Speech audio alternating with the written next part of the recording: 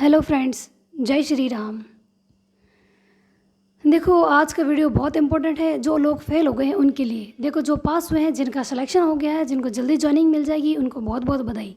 देखो, सब लोग आज अपने अपने चैनल पे उनका इंटरव्यू दे रहे हैं जिनका सिलेक्शन हो गया, लेकिन जो असफल हुए हैं उनकी स्थिति कोई नहीं जान रहा है कि उनकी सिचुएशन आज कैसी है। वो मतलब क्या चीज़ फेस कर रहे हैं। जब असफल हुए हैं उनको कितने लोगों का सुनना पड़ रहा है, और वो अपने आप में मतलब अपने आप को कोस रहे हैं, यार मैंने इतनी तैयारी की लेकिन सिलेक्शन नहीं हुआ, काश थोड़े नंबर और आ जाते, या ऐसे हो जाता वैसे हो जाता। वो चीज़ सोच रहे हैं वो बहुत, कि कहीं मेरे मैटर में कमी थी, या मेरे पढ़ने में कमी थी, या मैंने जहाँ से कोचिंग की या सेल्फ स्टडी की कहाँ कमी रह गई कि मेरा सिलेक्शन नहीं हुआ। मतलब वो बहुत ज़्यादा परेशान है। तो देखो, परेशान होना जाहिर सी बात है। दो लोग आपको आके ये भी बोलते हैं कि तुम्हारा सिलेक्शन हुआ कि नहीं हुआ, पूछते ना, तब भी मतलब इतना बड़ा झटका लगता है। ऐसा लगता है जैसे पता नहीं किसी ने मतलब दुखती नस पे पैर रख दिया हो। मतलब बहुत दर्द होता है जब मतलब अपने फेल होने को बार बार कोई ये चीज़ बताए, अपन को बार बार याद दिलाए अपन को कि हाँ तुम फेल हो गए। हमें पता है हम फेल हो गए, लेकिन अगर कोई याद दिलाता है ना कि तुम फेल हो गए, तुम्हारा रिजल्ट क्या रहा है, तो बार बार वो एक ही चीज़ बोलते हैं, तब ज़्यादा दुख होता है। तो देखो, दुखी होने से अच्छा अब आपको क्या करना चाहिए मैं वो बताऊँगी।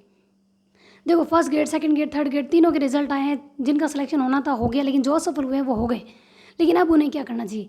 आपने शेर की कहानी सुनी है, पता है शेर शिकार करने से पहले 2 कदम पीछे होता है। तो अब आपकी स्थिति वो है। आप अपने आप को वो मानो कि आप फेल हो गए। इसका मतलब आपको अब बहुत शानदार तरीके से तैयारी करनी है, 2 कदम पीछे ही सही, लेकिन अब आपको अपनी रणनीति उस तरीके से बनानी है कि 2024 आपका सिलेक्शन का साल हो। मान लो कि आप पीछे हो गए, सिलेक्शन नहीं हुआ, 2 कदम पीछे हो गए, लेकिन अब आपको रणनीति उस तरीके से बनानी कि आपको पहले डिसाइड करना है कि किस चीज़ की आपने तैयारी की थी, कितनी बेहतर तैयारी की थी। अगर आपकी तैयारी जो अभी जिसमें आप असफल हुए और उसकी तैयारी बहुत अच्छी थी, तो उसी में वापस लग जाओ। सिलेक्शन के 100% श्योर है, क्योंकि आपने उस सिलेबस को बहुत अच्छे से पढ़ा है और बहुत कम मतलब पॉइंटों से या नंबरों से रहे हो, तो आप उसी चीज़ की तैयारी करो। और अगर आप रीट में और रीट पात्रता की देना चाहते हो तो उसमें लग जाओ। सिलेबस थोड़ा अलग है। अगर सेकंड ग्रेड और फर्स्ट ग्रेड का आप देना चाहते हो तो सबके एक बार सिलेबस देखो। अगर आप डिसाइड करना चाहते हो ना, असफल हुए हो कोई बात नहीं, बहुत नंबरों से रह गए हो, या किसी का कोई मतलब आसपास ही नहीं है नंबर, ऐसा भी होता है। अगर ऐसा भी हुआ है तो आप टारगेट डिसाइड करो, फिर अपनी रणनीति बनाओ कि आपको कैसा पढ़ना चाहिए। जैसे मैं डेली टारगेट दे रही हूँ कि किस तरीके से पढ़ना चाहिए फर्स्ट ग्रेड को, मैं खुद भी देख रही हूँ कि मुझे कैसा पढ़ना चाहिए। मैं वही आपके साथ मैं आपको शेयर करती हूँ कि मैं कैसे पढ़ती हूँ, किस तरीके से नोट्स बनाने चाहिए, किस तरीके से आपको याद करनी चाहिए, याद करने के तरीके वगैरह सब मैं बताती हूँ। मैं डिस्क्रिप्शन में लिंक शेयर कर दूँगी।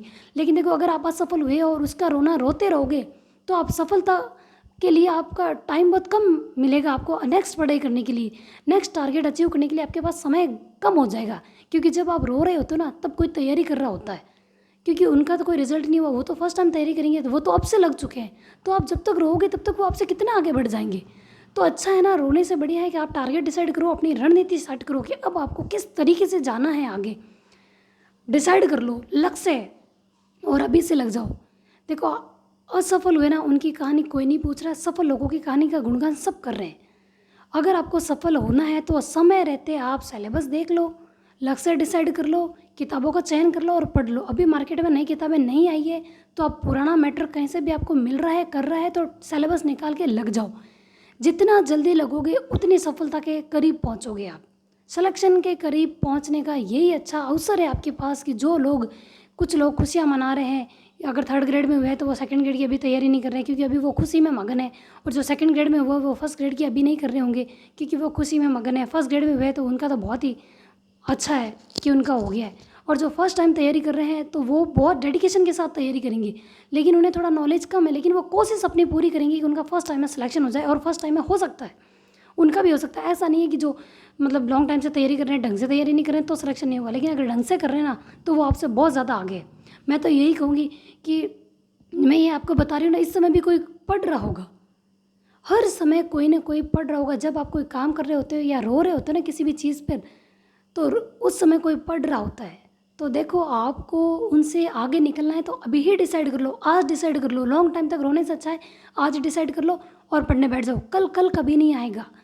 आज अगर आपको देखो 2-4 दिन अगर आपकी मन स्थिति सेट नहीं होती, क्या करना क्या नहीं करना नहीं समझ में आ रहा है, सब कुछ मतलब आपको अरेंज करना पड़ेगा कि सिलेबस निकालूँ, ये निकालूँ, वो निकालूँ, सब कुछ किताबें वगैरह, तो देखो 3-4 दिन लगा लो। लेकिन अपने आप को 3-4 दिन के अंदर इस तरीके से सेट कर लो कि आप नेक्स्ट 2024 में जो भी वैकेंसी आ रही है उसमें आपका सिलेक्शन हो जाए।